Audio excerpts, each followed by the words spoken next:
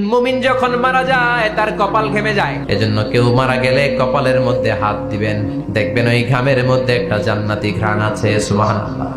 আল্লাহ, আমরা যখন মরে যাব আমাদের কপালটা যেন এরকম ঘেমে যায়। আমরা কেউ জানি না আমাদের শেষটা কেমন হবে, এজন্য আমাদের শেষটা ভালো হোক। Very sensitive issue. আমাদের শেষটা ইমানের হোক।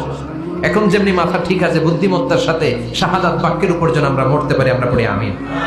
চিল্লায় পড়েন আমিন। কি করে বুঝবেন মৃত্যুটা ভালো হলো?